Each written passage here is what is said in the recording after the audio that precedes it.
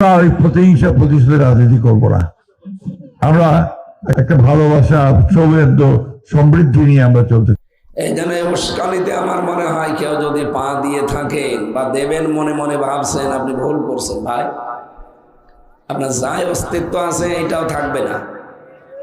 আমরা চাই নিরপরাধ যারা, এই মানুষগুলোর যেন কিছু না হয়, কিন্তু অপরাধী যারা, যাদের কারণে মানুষের ইজ্জত আবরু জীবন নষ্ট হয়েছে, এদেরকে যেন ছেড়ে দেওয়া না হয়।